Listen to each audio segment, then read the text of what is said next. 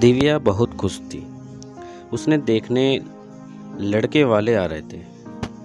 बचपन से ही दिव्या को साड़ी और लहंगा पहनकर सजने संवरने का और दुल्हन बनने का बहुत शौक था।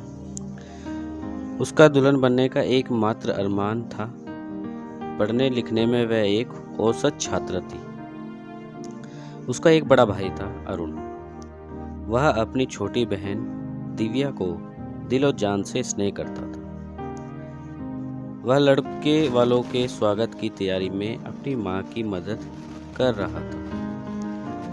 काजू बादाम मिठाई, समोसे, कचौड़ी, नारियल, कुकीज, सॉफ्ट ड्रिंक और न जाने क्या क्या, सब कुछ तैयार था। दोपहर में लड़के वाले जाकर दिव्या को देखकर गए। अगले दिन उन्होंने फोन करके बताया कि दिव्या उन्हें अपने बेटे के लिए, विशाल के लिए बहुत पसंद है। अरुण ने दिव्या से पूछा तो दिव्या ने कहा कि उसे विशाल पसंद है। दिव्या के पापा ने विशाल के परिवार के बारे में पता लगाया।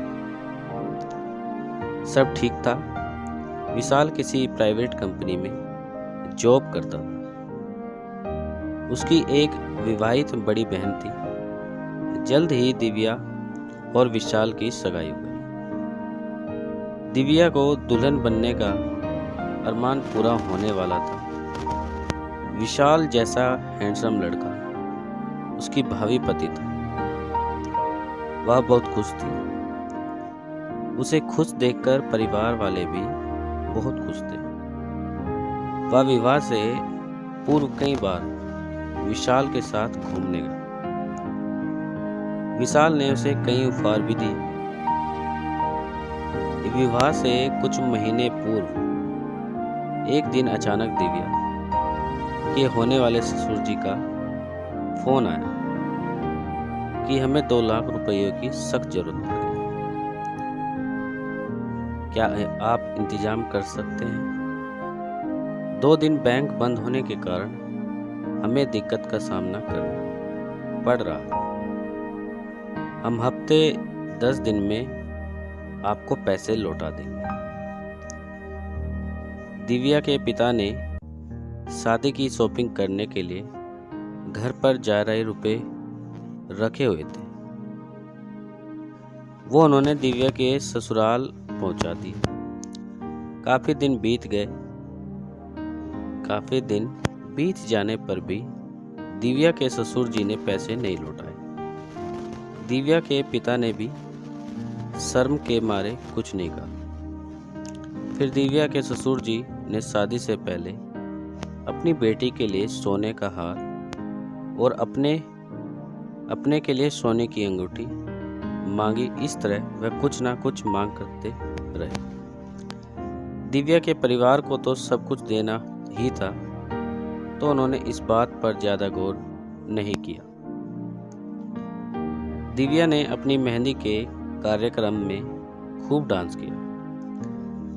हंसी खुशी विवाह संपन्न हुआ और दिव्या दुल्हन बनकर अपने ससुराल आ गई।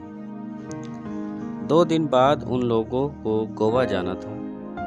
गोवा में 6 दिन कैसे हंसी खुशी से बीत गए, वक्त का भी पता भी नहीं चला। गोवा से वापस आने के बाद दिव्या का मायके जाने का बहुत मन था। वह जैसे ही अपने सास के कमरे की तरफ पहुंची, उसने विशाल की जॉब के बारे में कुछ बातें सुनी। उसके पहुंचते ही सब चुप हो गए। दिव्या ने पूछा, आप लोग अभी जॉब के बारे में कुछ बात कर रहे थे, मुझे भी बताइए, कुछ हुआ है क्या? दिव्या की सास, विशाल बेटा, इसने सब सुनी ही लिया है तो इसे बता दो। विशाल, दिव्या महीने पहले ही मेरी नौकरी चली गई थी। दिव्या पर विशाल ऑफिस में मुझ पर कोई झूठा आरोप लगाया गया था। दिव्या, अब क्या होगा विशाल? अपने पापा और भाई से कहकर मेरी मदद करवा दो। नौकरी मिलते ही मैं उनकी सारी उधार चुका दूंगा। विशाल, दिव्या 6 महीने पहले ही मेरी नौकरी चली गई थी। दिव्या पर क्यों विशाल ऑफिस में मुझ पर धोखाधड़ी का झूठा आरोप लगाया गया था? दिव्या, अब क्या होगा विशाल? अपने पापा और भाई से कहकर मेरी मदद करवा दो। नौकरी मिलते ही मैं उनकी सारी उधार चुका दूंगा। दिव्या कुछ सोचकर बोली, विशाल, शादी में बहुत खर्चा हुआ है, मैं कैसे कहूंगी पापा से पैसों के लिए? विशाल, अरे ज्यादा नहीं चाहिए, सिर्फ 5 लाख। दिव्या हैरानी से 5 लाख? विशाल, हाँ, गोवा जाने के लिए किसी से उधार लिया था, वह भी तो लौटाना है। दिव्या, पहले बताते तो हम लोग गोवा जाते ही नहीं। दिव्या अगले दिन मायके जाती है तो उसके पापा उसे 1 लाख ही दे पाते। वह पैसे दिव्या विशाल को दे देती है। पूरे 1 महीने तक विशाल घर पर ही आराम फराता रहता है और जॉब ढूंढने की कोशिश नहीं करता। दिव्या इस बात से नाराज होकर उसे टोकती है तो वह उसे बहुत मारता है। वह मारपीट वाली बात अपने मायके वालों से छुपा लेती है। पैसे खत्म हो जाने पर विशाल उसके मायके जाकर पैसे लाने को कहता है। दिव्या उसे साफ मना कर देती है, विशाल, अब बहुत हो चुका, मैं अब कुछ भी मांगकर नहीं लाऊंगा। तुम खुद काम करो, जॉब ढूंढो और पैसे कमाओ। शादी की है तो जिम्मेदारी तो उठानी पड़ेगी। मेरे पापा पहले से ही हद से ज्यादा दे चुके।